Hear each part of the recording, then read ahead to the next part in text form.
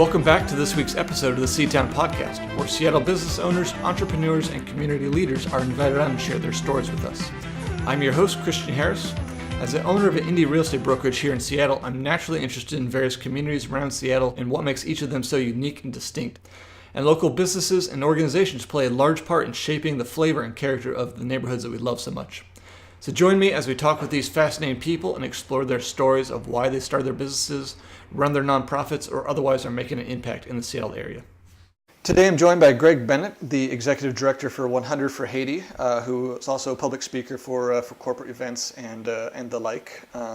We met through a mutual friend, Christian Castro, because I, as a relatively new business owner for the real estate brokerage, wanted to do some philanthropy work, and he said you're a great guy to partner up with for that. So awesome, I appreciate it. It's great to be here. Yeah. So maybe you could give us a little background on a little bit about what you do for public speaking, how you got into that, and then how that led to the 100 for Haiti work you do. Sure, and it's interesting. They're almost separate in a way. I started as a performer when I was about 13 years old, and quickly realized that people pay far more attention to ideas if they're entertained at the same time.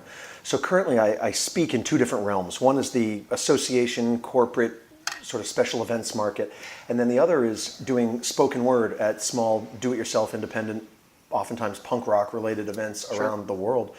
And they're very different, but they're similar in a way. Just communicating ideas is something that's really important to me. And having people connect with ideas and to do so in a way that is entertaining and engaging for them. So it's not just words, but actually just genuine heartfelt inspiration is really important to me. So that's always been the course of my life, is communicating.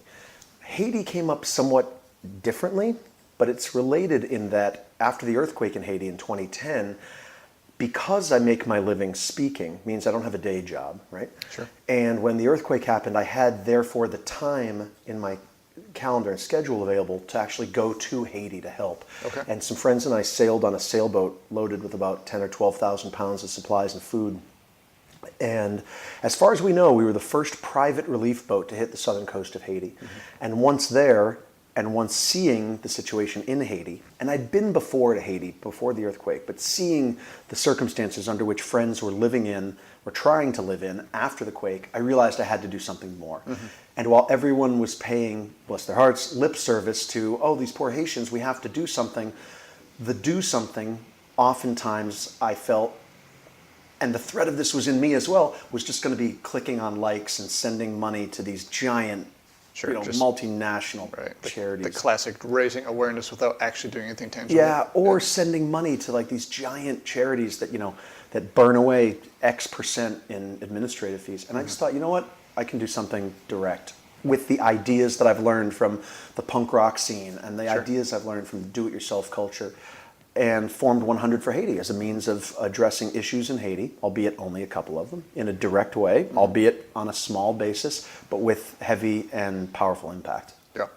What are some of the projects you've worked on? I mean, from talking with you, it sounds pretty unique in the sense of you're small enough that you can change with the needs, as opposed to one organization's like, this is all we do, and we just, even if that's not the biggest need, this is what we do. Exactly, yeah, it's small, like this kind of, respond directly to Haitian-inspired needs is important. That's kind of the idea. So the initiatives, there's two. One is called the Rural Water Project.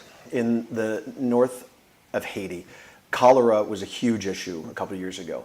And some friends of mine, a group called Peacework Medical, started an initiative where they were helping Haitians build cisterns so that naturally occurring springs could feed into cisterns and then have the water be treated in those cisterns if cholera was to rise into the water table, or from the water table into usage.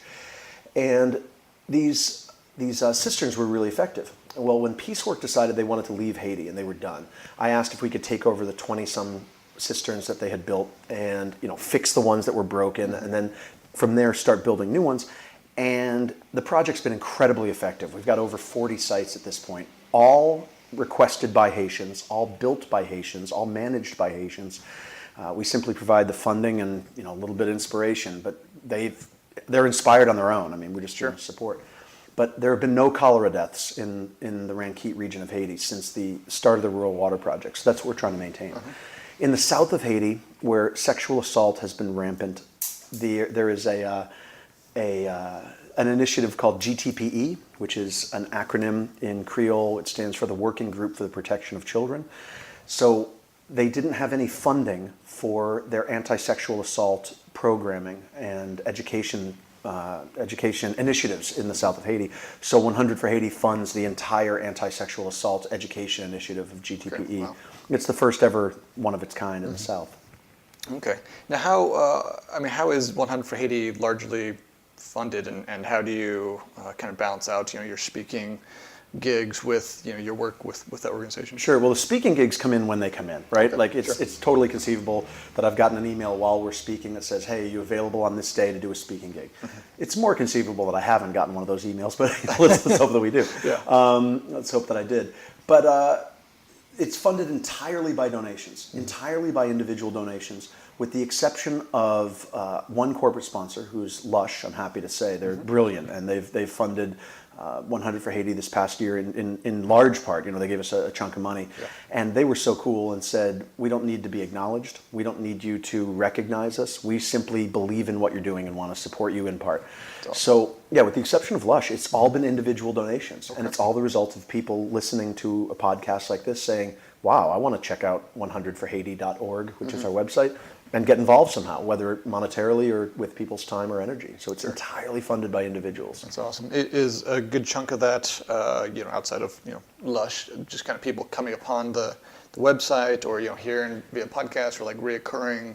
It's kind of both, right? Okay. It's as in any business and any advertising, it's all about impressions, right? So the reason that if you and I were to go out right now and decide that we want to buy, for example, a jacket, the reason we might buy New Balance, say, is because we've seen that 85,000 times, and those impressions lead to us thinking that we have original ideas. But it's not the case, right? Yeah. So with 100 for Haiti, it's the same thing. Hey, everybody, I did this podcast. Hey, everybody, so-and-so, my friend Chris, will be speaking about 100 for Haiti. Hey, this band is on tour. They're talking about 100 for Haiti. And in time, people hear about it, check out the website, and then sign up for recurring monthly donations or a one-time donation on some small or sometimes larger levels. But largely, 100 for Haiti is maintained and sustained by people donating $5, $10, $20 a month, that sort of thing. And of course, Lush's donation, which was generous and very helpful. But it's really just the individual donations month to month that keep us going. Because no one's paid with 100 for Haiti, meaning it's all, it's all volunteer. Sure. So like the actual work is volunteer, all and of then all it, the money goes to the supplies and yeah, whatever exactly. it takes to, yeah, meaning that me being here, like I'm not paid to be here today, Sure. right? Sure. The only administrative expenses are things like we have to register with the state each year, or pay our taxes, that kind of thing. But other than that, no, it's not like we have a 100 for Haiti helicopter and we're flying around and doing all this craziness. No, it's all the money gets sent down to Haiti. Sure. Now you mentioned briefly kind of the involvement with the kind of punk rock scene, spoken word and stuff. Now you're still involved with it, right? Absolutely, You're in a band. You've been doing that for what, like forever, 20 years forever, or something. Yeah.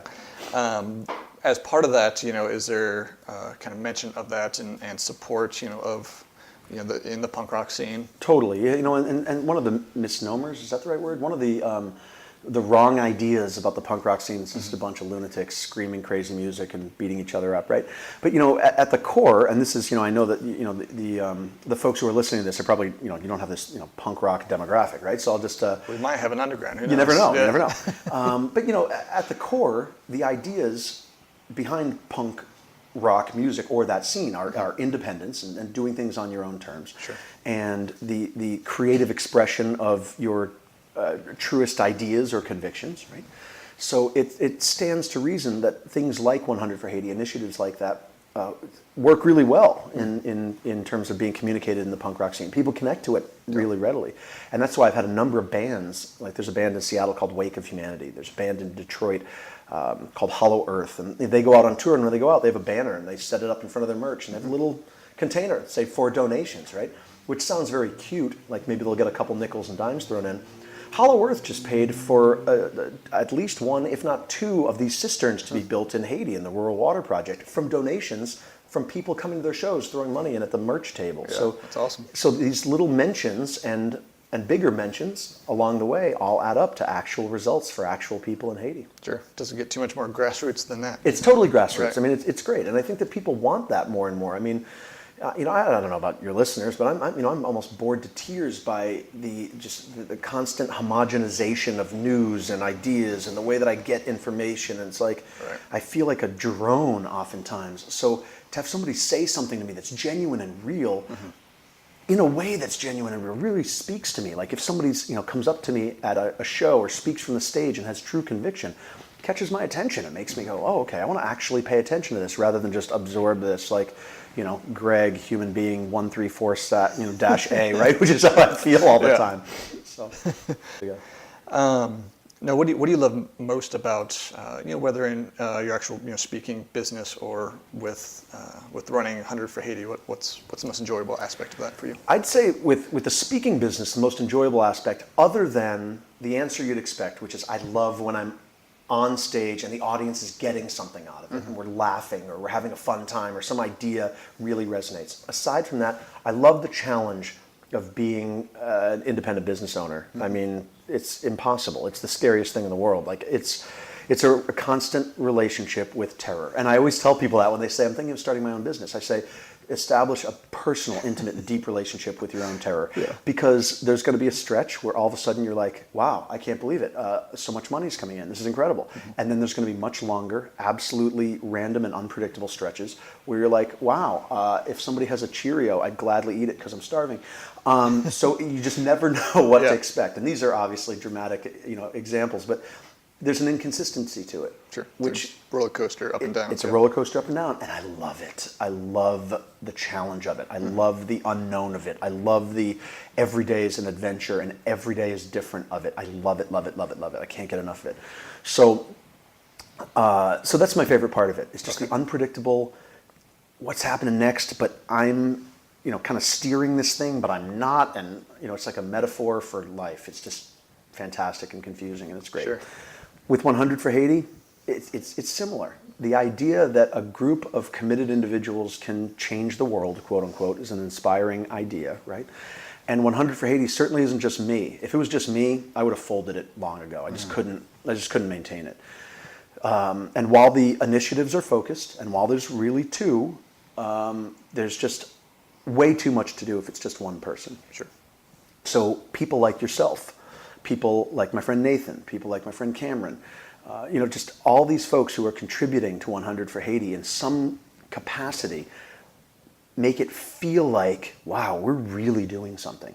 And then when the Haitians write and they say, hey, we've just built this water tank, this water cistern with money that y'all raised, and it's made our lives better, then I know we're really doing something. Or when I get pictures of the GTPE trainings and people are asking questions like, wow, we didn't know how to define violence, and is this something that's happening in other communities as well? And the training spread, then I know we're impacting lives. So just that idea of this is, that on our own terms, we, without a roadmap laying out the future for us, can affect change, real change in people's lives. Yeah. That's inspiring. And again, I don't know what's coming next. I mean, some donor might listen to this and be incredibly inspired to donate, or people might just spread the word, or nothing.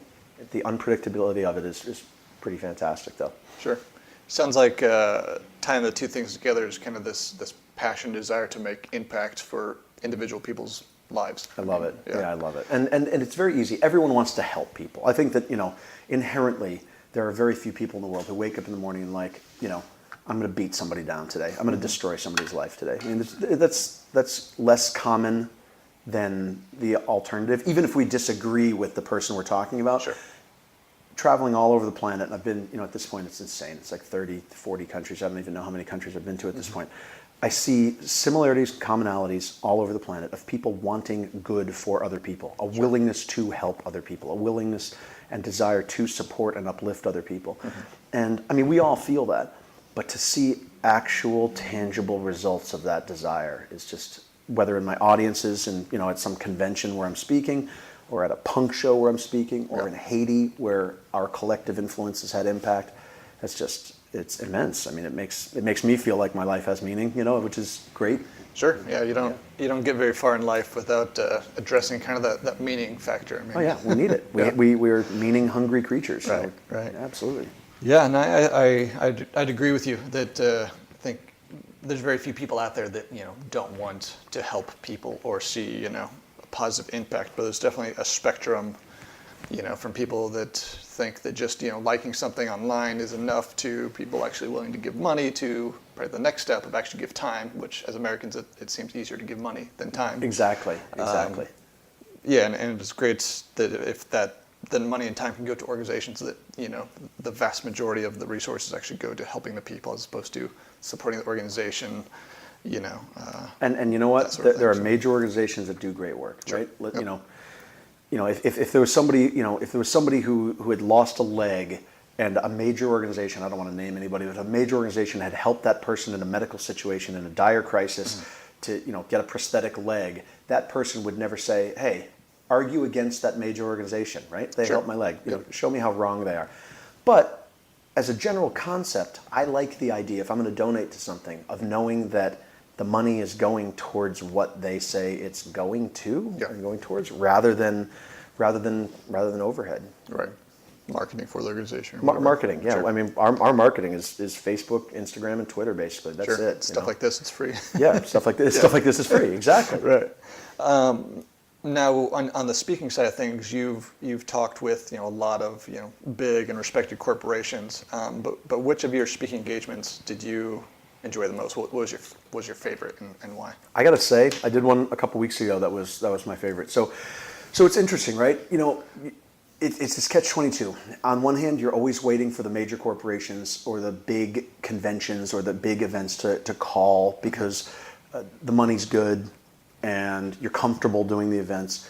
But at the same time, it's sometimes the smaller events that are more inspiring in a way, and not even more inspiring, just more heartfelt. Like, I did a conference. I won't name the company, but I did a conference in Southeast Asia in Singapore a couple of years ago. That was a huge, huge event for all of the representatives of all over Southeast Asia. And in speaking at this event, it was so structured that I was told how I was to talk from the stage, right? I was told how I was to engage with individuals. If I wanted to invite someone to the stage, I was told exactly how to word how I invited them to the stage. And it was down to the minute. By the time I got on stage, I was so frazzled that I didn't even know who I was, right? Yeah. But from the corporate standpoint, they were satisfied in that they had defined everything. Nothing about that is artistic. Sure. Nothing about it is artistic, and it doesn't strike me as human. And they paid me, and I got to fly to Singapore and stay in this hotel. I would much rather do the event that I did a couple weeks ago, where a woman from high school who owns a travel agency on the East Coast, and I'm happy to say it, Largay Travel, this woman Amanda, who I went to high school with, found me online by way of Facebook. And while I don't use Facebook for business, it's just for friends. She saw a post that I posted about an event that I did, thought it was funny, and said, hey, we're doing a retreat, because they're a high-end travel agency. But she and I grew up together in high school. She said, do you want to come out and perform and speak at this event for us? And I said, sure, and flew me out to the East Coast. It was a great event. I mean, don't get me wrong. Yeah. I'm not juxtaposing corporate with Largay Travel. In fact, Largay was great. Yeah. But point being that I flew out there, and it was so much like a homecoming. And she was the only one I knew at the entire event, but it was so much like a homecoming. And I was able to speak and able to present with such authenticity and such connectedness. And it was so fun and so funny, not because I'm so fun and so funny, but because everyone was so just in the moment, and we just laughed together, and it was unbelievable. Just a couple weeks ago. More of those, please. Yeah, if anybody from high school is listening and you now have company events that you're doing major conventions for, please hire me immediately. Yeah. But yeah, it was just great. So I love connection. Just connection is what does it for me, and of course maintaining a bit of the artistry as well, like the ability to see and transform the world by way of words into a new reality. And that's what happened that night at Largay. Like, by the time I left that event, we all felt like, wow, life feels different now. It had been transformed. So that was really fun. Yeah, sounds like that's awesome. Yeah.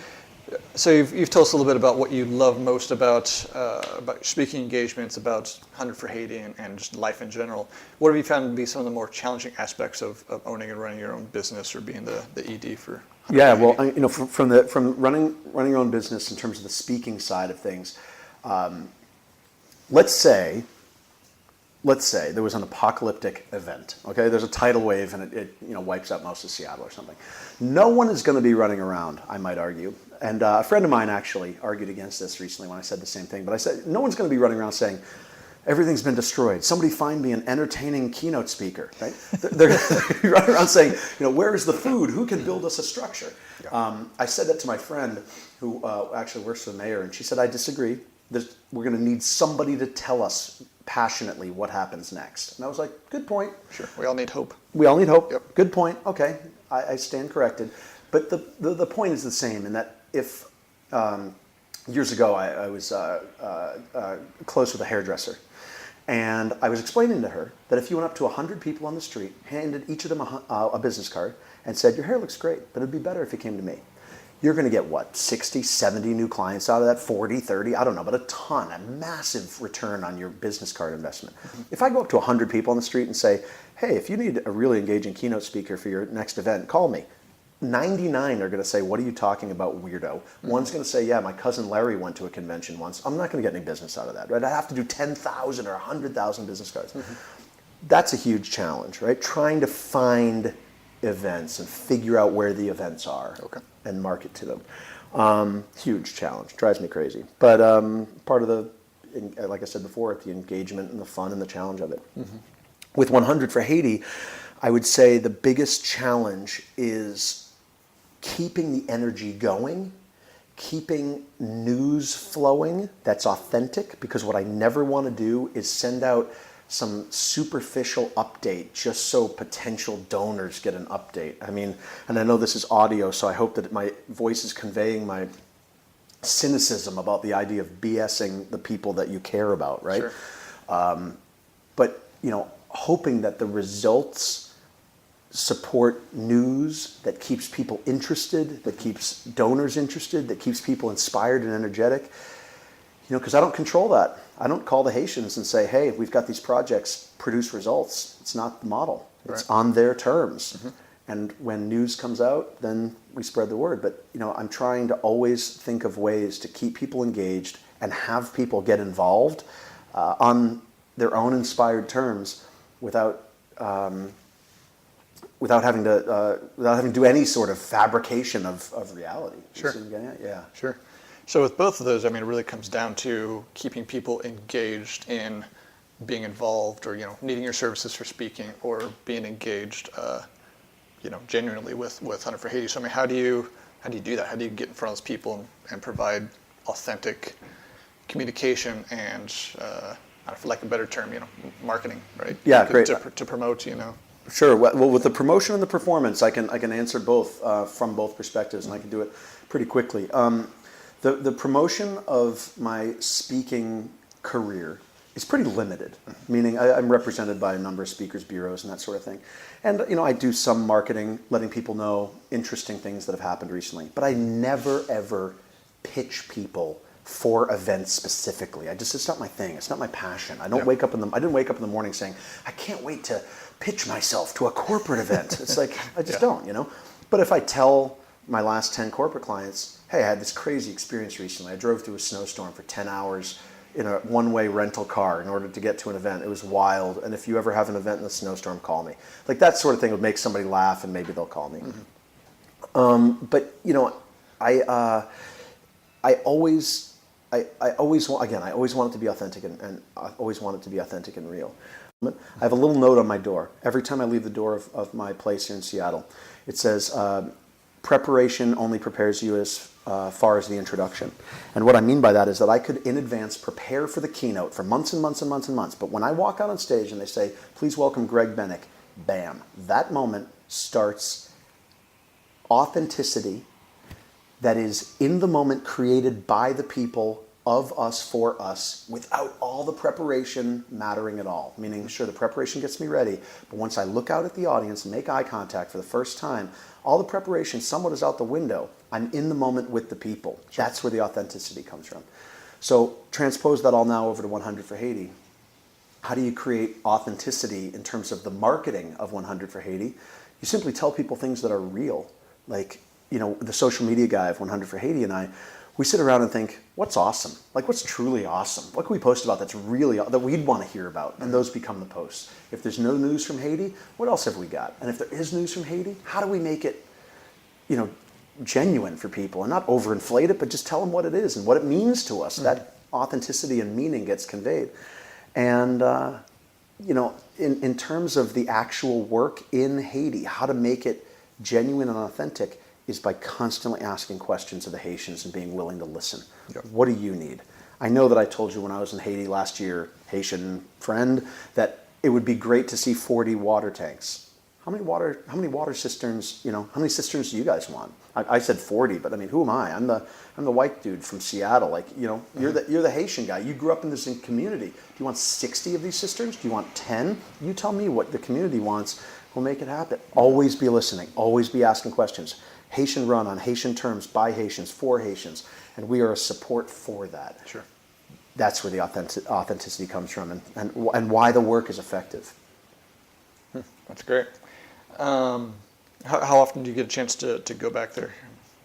Pretty infrequently, in that I go once a year at least.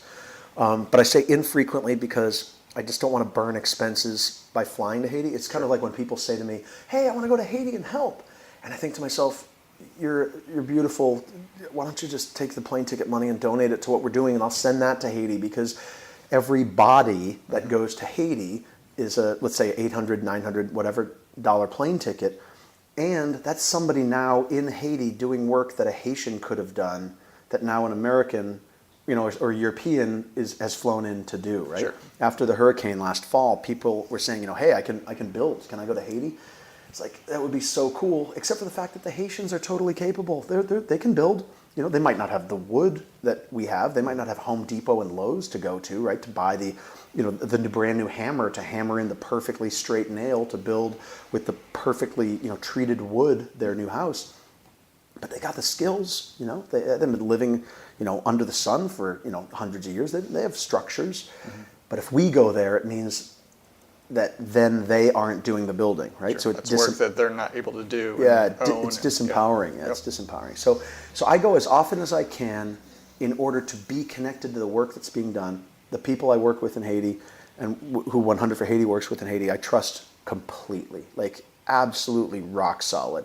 So it's not like I have to go every month and checks and balances and all that. But I'm in touch constantly, like every week, easily every week. Okay. So. But I'll probably go at some point in the next handful of months, maybe by the end of the summer. We'll see.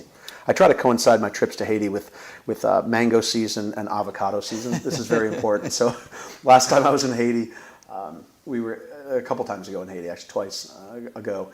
It was mango season. Mm-hmm. And there was a kid ran up to me. He asked me if I wanted mangoes. And I said, sure. He climbs up the tree, shakes the tree. 20 mangoes fall to the ground, 30 mangoes fall to the ground. We just scoop them up. We're sitting there eating them.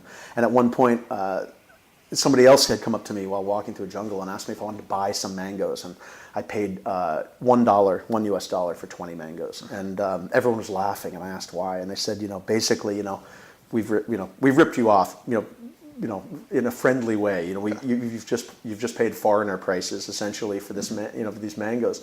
And I tried to explain to them the concept of Whole Foods and the $2.99 mango, and they had no concept as to what I was talking about. Sure. Yeah. That's pretty funny. So, what would you say some of the best advice that you've ever received? Wow, best advice you've ever. There's a moment. And this is, it's personal, but I think it's meaningful. I was talking with my mom, who has, always been one of my best friends, and I was telling her all the things that I had done recently, whatever it was. I don't know, travel, who knows, 100 for Haiti, I don't know. And I got to the end of what I said, this tirade of exciting adventures and things.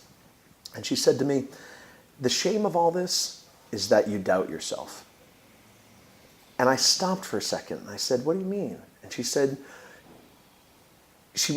I don't remember her exact words, but what she basically said was that the self-doubt that I carry in me about, oh my gosh, are we doing enough in Haiti? Oh my gosh, am I doing enough with my speaking career? Oh my gosh, am I doing enough in the world? Am I doing enough adventuring? That the cumulative effect of all of that creates actual self-doubt. And that what she heard from me as my mom over time was me saying, gosh, I hope I'm doing enough. Oh my gosh, I hope, I really want to. And what she was saying to me with this shame of this is that you doubt yourself was strip away the self-doubt. You're doing everything you can be doing. Get excited more about it. Do more of that and go bigger and just leave all the self-doubt and all the questioning behind. Mm-hmm. That was a great piece of advice. Sure. Human beings are inherently insecure, frightened, and terrified creatures, hurtling through a seemingly meaningless world towards an end that is unsure, right? And I say that flippantly, but at the same time, there's some truth to it, meaning that we are insecure, frightened, and terrified, and we don't know when we're going to die. We don't know what's going to happen next. Sure. What has meaning, what doesn't. Right. All that said, it makes sense that we have self-doubt and insecurity, but if we let that creep in and let it build and let it build and let it build, then all of a sudden it becomes the guide and the muse rather than the inspiration itself within us. Mm-hmm. That was a powerful piece of advice. So yeah, that's forefront of my mind because I wrote it down on a little piece of paper. It's literally tacked onto the wall in my place, and I was looking at it last night. Sure. So how do you? This is probably a hour-long conversation. But, Sure. How do you take kind of sage wisdom, insight like that, and not live out of fear and Here's what I do. I know that I'm always going to fail.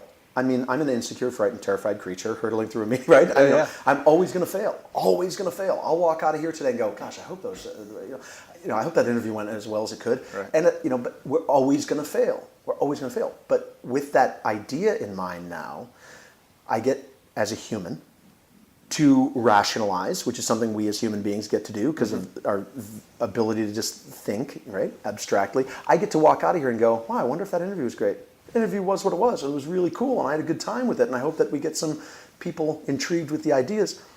I always get to make a different choice other than aiming towards self-doubt or aiming towards insecurity. And being insecure, frightened, terrified creatures doesn't mean that we have to be insecure, frightened, and terrified as the guide of our lives. It means we can make other arrangements essentially, and connect with other people, and really be guided by that which we choose, rather than that which creeps in our subconscious. So I mean, again, it's just it's a choice. It's a conscious choice to work against the messages that we tell ourselves. Oh, I can't do it. I'm not good enough. All those sorts of things. The internal narrative. That's too fat. I'm too thin. I'm too tall. I'm too short. I'm too weak. I'm too rich. I'm too poor. All that stuff that's in there somewhere. We just have to make continual decisions and choices, and know that we're always going to fail in doing that. Always. Anybody who tells you otherwise is a psychopath. We literally we're always going to fail. There's never going to be a time when we're absolute, rock solid all the time, fearless, insecure, free. Come on. Always going to fail. Sure. Life is a conundrum of successes and failures, and hopefully you're going in the right direction, moving the bar upwards. Yeah, and when I say we're always going to fail, that doesn't mean, I'm not saying it with a frown, or I'm saying it with joy. It's like, congratulations, fellow failure, this mission of this mission to do our very best with the conditions we have. It's, you and I aren't going to be sitting here 10,000 years from now going, wow, it's amazing being so rich and so successful over so long. It's just not going to happen. 100 years from now, no one even remembers that we existed, maybe. But maybe we'll see. But hopefully, between now and whatever time we have left, we'll do something that feels good for us and allows other people to feel good as well. That's probably the highest order that we could hope to achieve. Okay. Do you listen to podcasts yourself? I do. Okay. What are have you heard the S-Town podcast? Good. It's good. Is it good? It's so good. So good. It's so good. In 7 episodes, that's a great one. Okay. I listened to that for a while, and recently I haven't listened to any others, and I should. I really should, because there was a few that I was recommended, and I can't off the top of my head remember offhand what people have said recently, other than, of course, S-Town I listened to right away, and it was tremendous. I'm trying to think of other ones off the top of my head. There was one, what was it, How This Works, or how stuff works. I can't remember the name of it. Okay. Drawing a blank. I know there's a How Stuff Works. Maybe that's it. Okay. Oh, and somebody said the first season of Serial was brilliant too. Sure. Okay. And then if you could recommend just one book for listeners, what would it be? Whew, man. Well, I would say Stephen Pressfield's The War of Art is a tremendous book. Pressfield in The War of Art talks about resistance, and he capitalizes it, saying that resistance within us is an actual tangible force which prevents us from doing the thing that we want to do. Again, talking about self-doubt or insecurity, that it's actually resistance, an actual force within us that works against us expressing ourselves creatively and expressing ourselves passionately. That's a pretty powerful book. That and Ernest Becker's The Denial of Death, which talks about some of the things I've touched on, how fear of death on a subconscious level causes us to act and react in ways which are limiting, essentially, even in the midst of potentially full reality. So we've covered some heavy topics. We have. We should have like a separate one just to talk about the existential experience of mankind. I honestly expected we'd come in, we'd talk about 100 for Haiti, we'd talk about real estate, we'd talk about some of the speaking stuff. But it's like I feel like this is like a primer on existence and how to be within it or something like that. Yeah, that's all. It's kind of passion of mine too. So try not to get too deep. But yeah. So as we finish up here, what is a piece of parting guidance that you could, there's been so many good nuggets, but if you could boil it down to one piece of parting guidance for the listeners. Okay, well, let's go with what I was talking about before. In the midst of everybody waking up today saying, I need to lose 5 pounds, I'm not good enough, I don't make enough at work. In the midst of all that, let's all make one choice today that counteracts that does something in the world. Whether that does something for us, something we've always wanted to try, a connection we've always wanted to make, something on behalf of somebody else, something creative we've wanted to see come into being. Let's all, every listener of this podcast, you and me included, at some point today, make a choice which counteracts the insecure voices which pop up within us. And then you have an email for the podcast, I assume? Yep. Let's have people write in and tell you what they did. What'd you do? Even if it was, you know what, I walked my dog in a park and had a carefree time doing it even though money is stressing me out. Mm-hmm. Or I wrote to that person I always wanted to get to know even though I'm convinced they're mad at me still because I stole their shoe in high school. Whatever it is, have people write in and say, this is what I did today. I would love to know what those things are if people write in. What'd you actually do? I think that's real world stuff. It doesn't have to be you helped in Haiti or you did some nation building type of thing. Not that a nation built. It could be something small. Counteract the voice. Write us. Tell us what you did. Yeah, no, that'd be great. Send what you did to christianh@ctownpodcast.com with a hyphen. That'd be awesome. So what do you want to promote as far as how people can either get involved with 100 for Haiti or book you for a speaking gig? Totally. If people want to book me, go to gregbennick.com, GREGBENNICK.com. You can check out me there. 100 for Haiti is ONEHUNDREDFORHAITI. 2 ways to get involved. One, of course, you can donate. Of course, you can make a recurring monthly donation. Mm-hmm. But also, I can't remember exactly which drop-down menu at the top has it, but there's a what we need list. Mm-hmm. And it's not things like we need 400,000 hospital gowns or some crazy thing like that. Sometimes it's like, hey, do you have ideas for how we can promote our website? Hey, do you have a local radio show or know of a podcast that we could go on and talk about 100 for Haiti?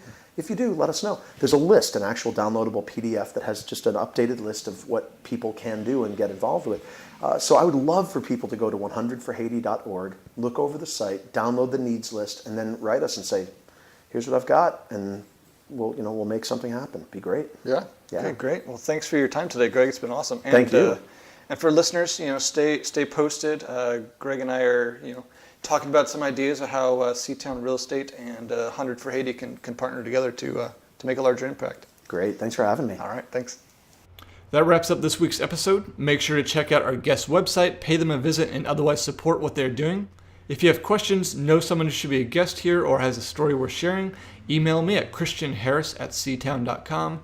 That's SEA-town.com. I would also be honored if you could go to iTunes and leave us a review and a nice 5-star rating. We work hard to bring on great guests and provide exceptional content, and getting a review from you is one way to help the podcast rank well on iTunes so others can find and enjoy the show as well. You can also find out more about me, how my real estate indie brokerage and our unconventional approach can help you with your Seattle and East Side real estate needs, and other projects I'm working on by visiting ctown.com. That's SEA-town.com. Thanks for listening. Today's intro and outro music is courtesy of the Fascination Movement. You can find their albums in the iTunes store. The C-Town podcast creator and host is Christian Harris. You can listen to more episodes and find all our show notes on our website at seatownpodcast.com. That's sea-townpodcast.com. Thank you so much for listening. We'll see you in a week for our next episode. This has been a Seatown Media production.